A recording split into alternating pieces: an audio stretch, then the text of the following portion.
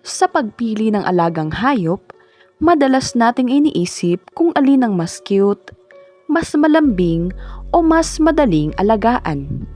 Pero sa likod ng simpleng tanong na ito, may mas malalim pang usapin. Alin ba talaga ang mas swerte alagaan? Aso o pusa?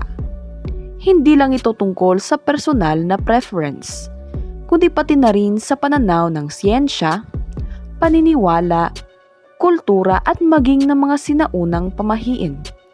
Sa iba't ibang bahagi ng mundo, ang aso at pusa ay parehong may simbolismo. May mga nagsasabing ang isa ay tagapagdala ng proteksyon, habang ang isa naman ay konektado sa kasaganaan at misteryosong enerhiya.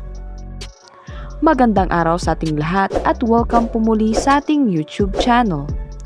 Kaya kung ikaw ay nagbabalak mag-alaga o gusto mo lang malaman kung alin ang may mas dalang swerte, samahan mo ako sa masusing paglalakbay na ito. Sa perspektibo ng siyensya at research, parehong may benepisyo ang aso at pusa sa kalusugan ng tao. Ayon sa mga pag-aaral, ang pag-aalaga ng aso ay nakakatulong sa pagpababa ng stress, blood pressure, at nagpapataas ng physical activity dahil sa regular na paglalakad. Ang mga dog owners ay mas aktibo, mas social at mas exposed sa outdoor environment, kaya kadalasang mas healthy ang kanilang lifestyle. Sa kabilang banda, ang mga pusa naman ay kilala sa kanilang calming effect. Ang simpleng paghaplo sa kanila o pakikinig sa kanilang pag-ungol o purring ay napatunayang nakababawas ng anxiety at nakakatulong sa emotional stability. Sa madaling salita, ang aso ay nagbibigay ng aktibong kaligayahan, habang ang pusa naman ay nagbibigay ng tahimik at malalim na kapanatagan. Kung titingnan naman sa praktikal na aspeto, dito nagsisimulang magkaiba ang timbang ng swerte.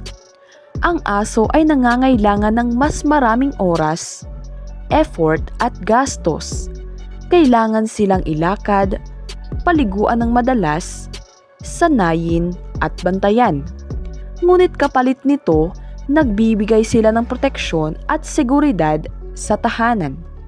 Kaya sa maraming pamilya, ang aso ay tinuturing na tagapagbantay ng swerte dahil bukod sa companionship, nakakatulong silang iwasan ang panganib katulad ng magnanakaw o hindi inaasahang sitwasyon.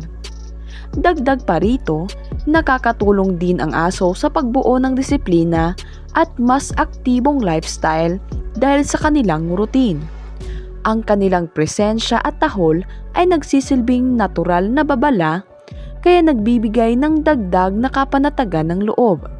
Isang simpleng anyo ng swerte na mahalaga sa araw-araw. Samantala, ang pusa ay mas independent.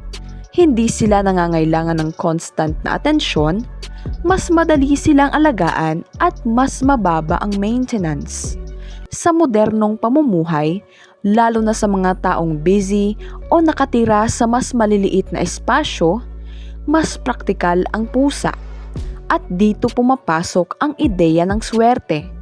Dahil kung ang isang alaga ay hindi pabigat sa oras, pera at enerhiya, mas nagiging maayos ang daloy ng buhay ng may-ari. Dagdag pa rito, ang pusa ay kilala rin sa pagiging malinis at marunong mag-adjust sa kanilang kapaligiran, kaya hindi gaanong makakagulo sa bahay. Ang kanilang tahimik na presensya ay nakakatulong sa mas kalmadong atmosfera, na para sa marami ay isang uri ng swerte. Yung may kasama ka pero hindi ka naaabala at nagbibigay pa ng katahimikan at ginhawa sa araw-araw.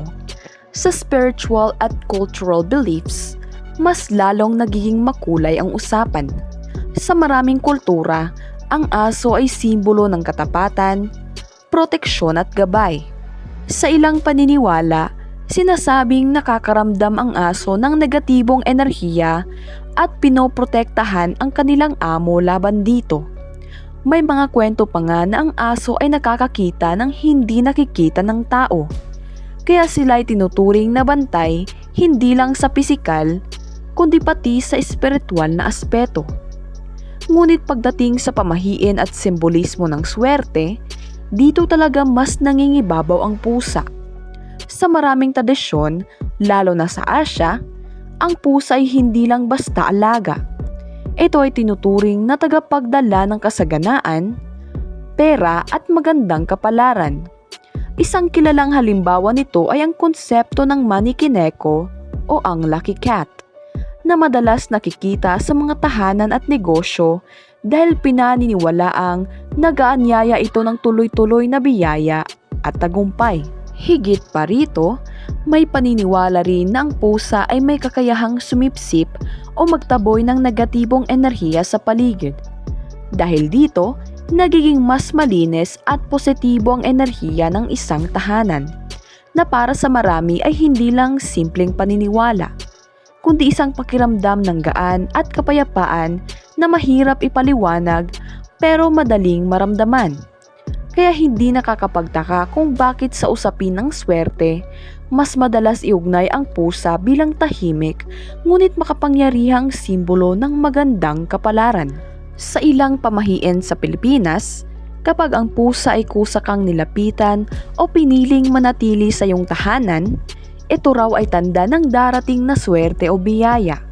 May iba ring nagsasabing ang presensya ng pusa ay nakakapagtaboy ng malas o masamang espiritu. Kung pag-uusapan naman kung bakit may mga taong mas pinipili ang aso o pusa, kadalasan ay nakabase ito sa lifestyle at personality.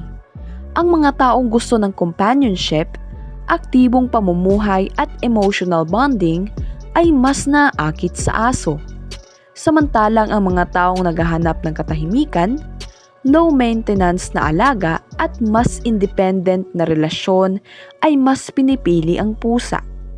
Sa research, napapansin din na ang mga cat owners ay kadalasang mas introspective at calm, habang ang dog owners naman ay mas outgoing at energetic. Dagdag pa rito, malaking factor din ang araw-araw na schedule at living environment ng isang tao. Ang mga may mas maraming oras at espasyo ay mas kayang tugunan ang pangangailangan ng aso, habang ang mga busy o mas gusto ang tahimik na routine ay mas naaayon sa pag-aalaga ng pusa. Sa huli, hindi lang ito tungkol sa kung alin ang mas cute o popular, kundi kung alin ang mas akma sa takbo ng buhay mo, dahil doon mas naging magaan, masaya at maswerte ang karanasan ng pag-aalaga. Parehong may dalang swerte ang aso at pusa, ngunit sa magkaibang paraan, ang aso ay swerte sa anyo ng proteksyon, katapatan at aktibong kaligayahan. Ngunit kung pagsasamahin ang praktikal na benepisyo, spiritual symbolism at mga pamahiin tungkol sa kasaganaan at enerhiya, mas nangingibabaw ang pusa bilang simbolo ng swerte. Hindi lamang sila madaling alagaan, kundi sila rin ay niuugnay sa pagpasok ng biyaya, pag-alis ng negatibong enerhiya, at pagdadala ng tahimik ngunit tuloy-tuloy na magandang kapalaran. Kaya kung ang tanong ay alin ang mas swerte alagaan, sa kabuuan ng lahat ng aspeto, mas lamang ang pusa. Hindi man sila kasing ingay ng aso sa pagpapakita ng pagmamahal, ang kanilang presensya ay tila isang banayad na paalala ng swerte ay hindi laging magulo at malakas. Minsan, ito ay dumarating ng tahimik, dahan-dahan, at nananatili. Maraming salamat po sa inyong panonood at sana po ay mayroon tayong natutunan sa videong ito. Good luck and God bless po sa ating lahat.